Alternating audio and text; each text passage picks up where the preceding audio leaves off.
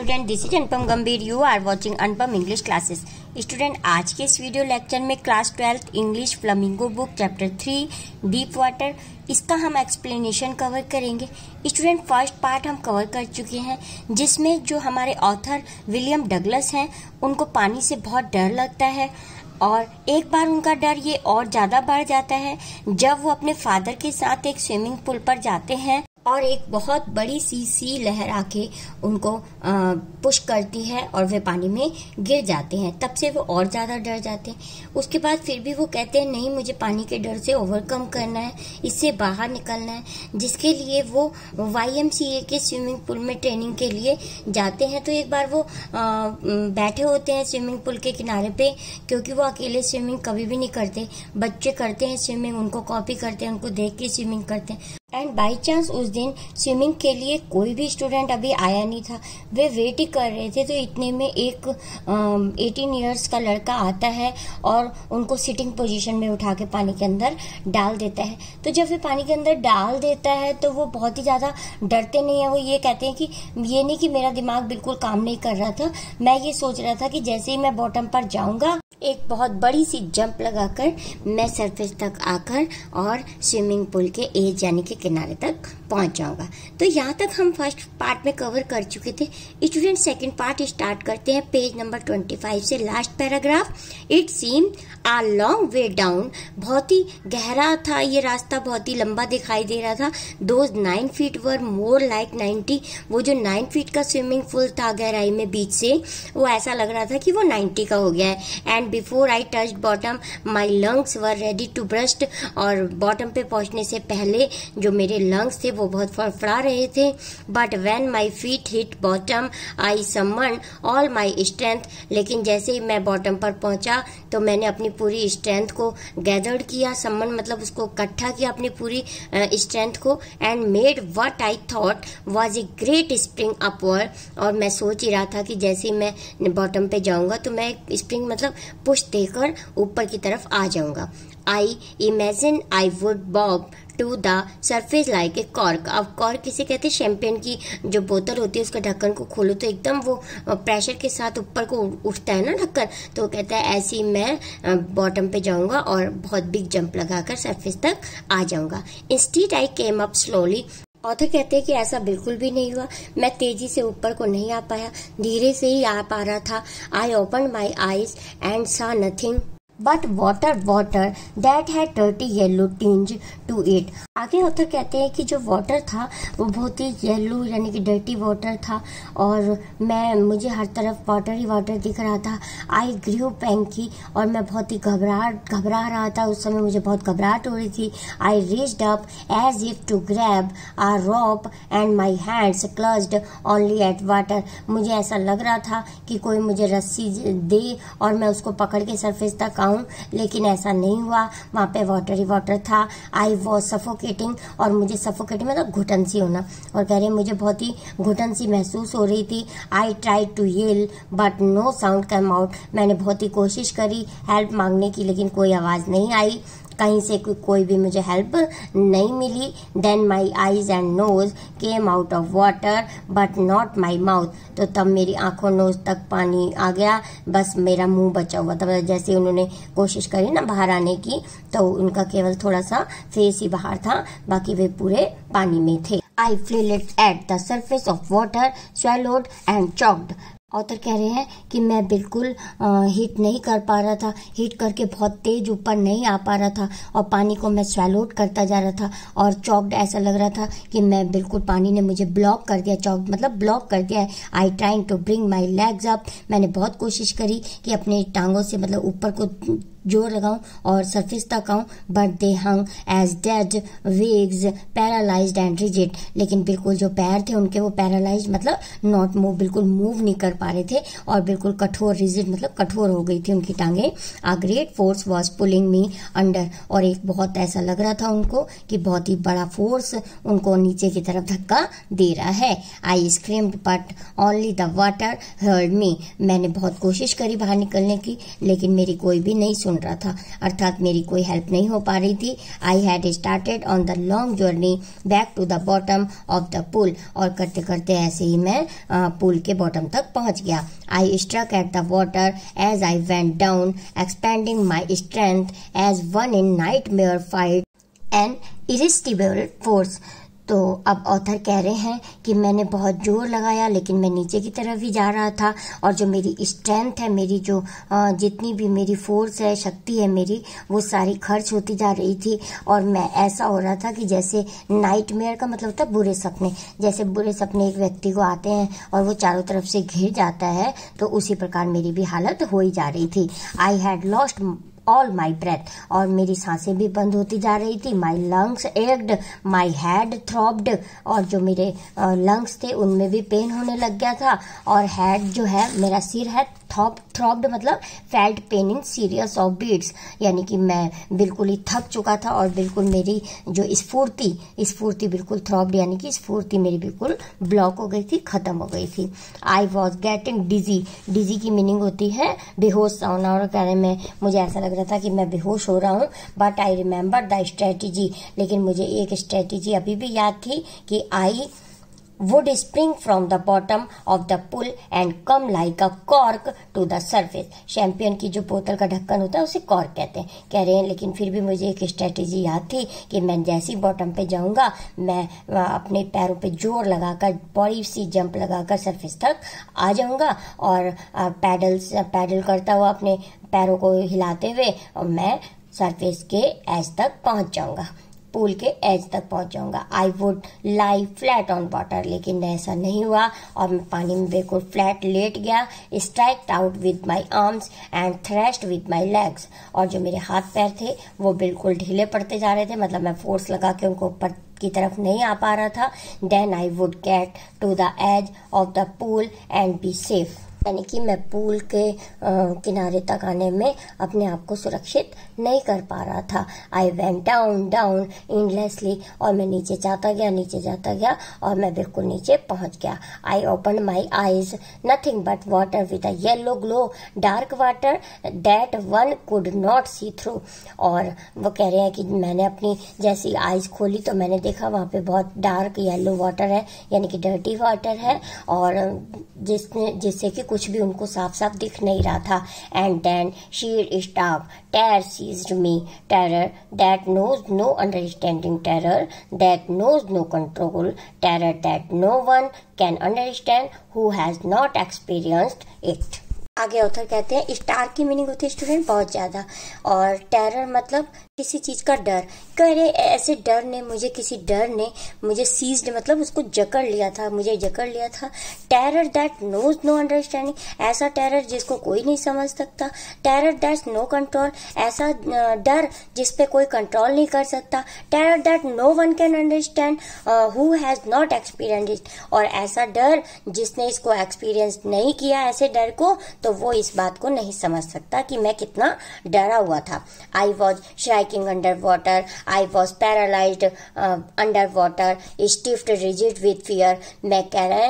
Author कह रहे हैं कि मैं पानी के अंदर डूबता ही जा रहा था।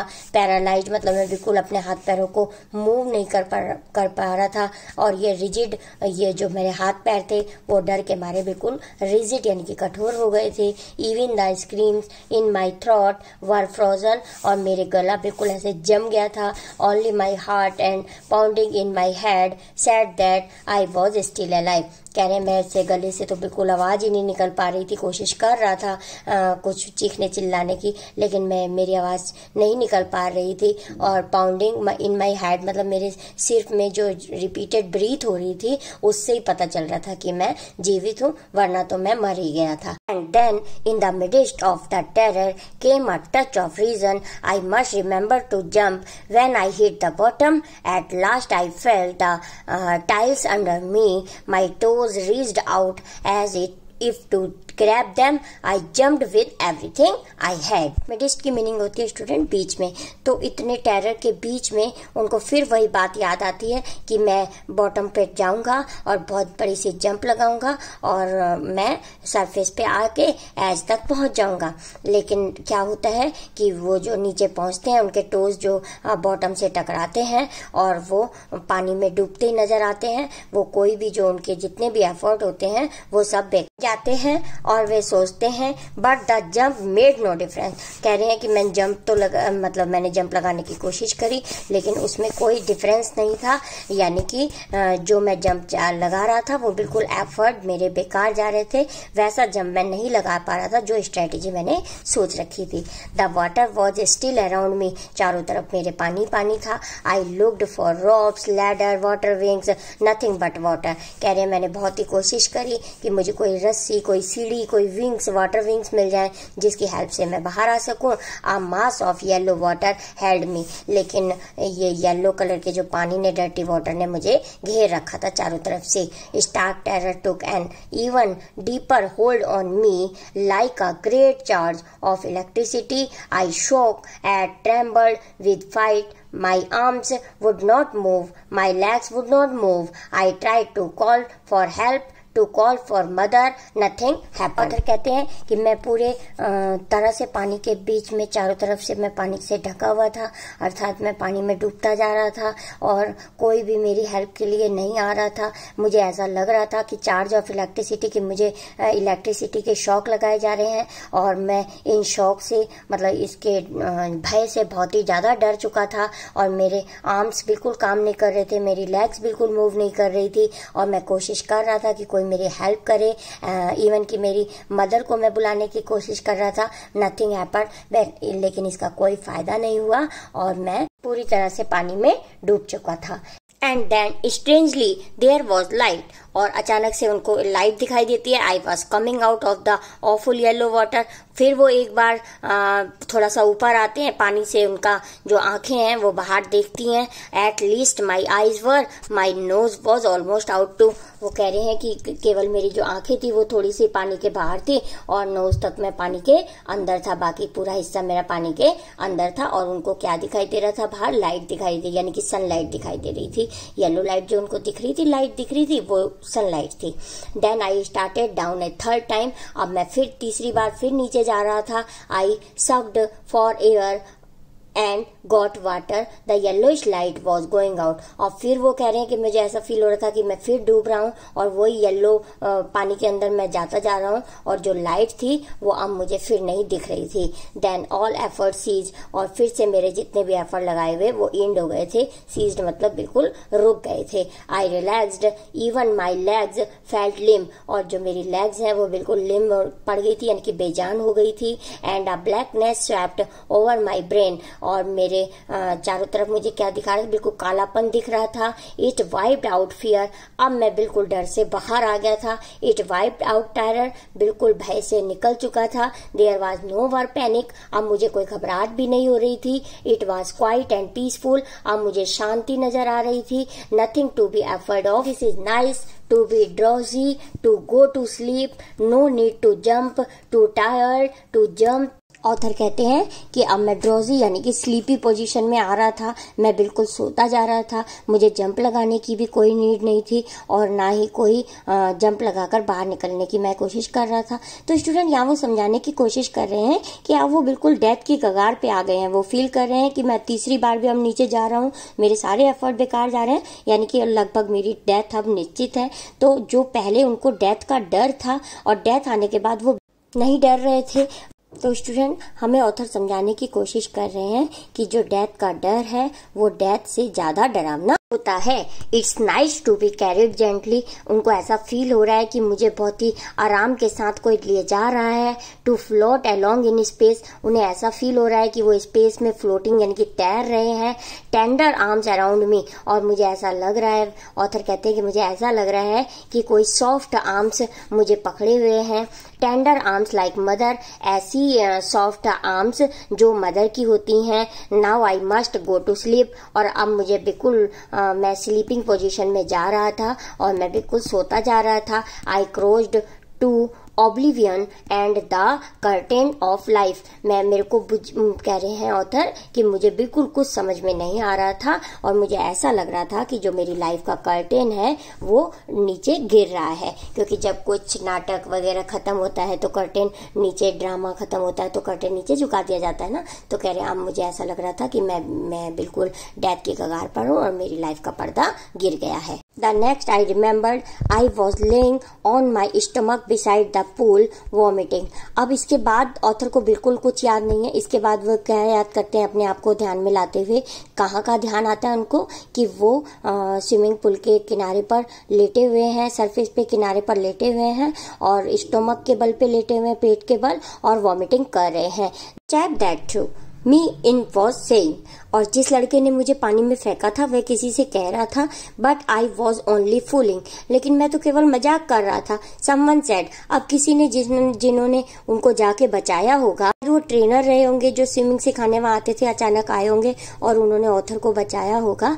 तो वो क्या कह रहे हैं, द किड नियरली डाइड, ये बच्चा तो केवल मरने की कगार पर, बस मरने ही वाला था। बी ऑल राइट नाउ, अगर मैं ठीक समय पर नहीं आता। Let's carry him to the locker room, अब इसको लॉकर रूम में लेके चलो, जहाँ चेंजिंग रूम होता है ना, कपड़े वगैरह बदलते हैं स्विमिंग के लिए।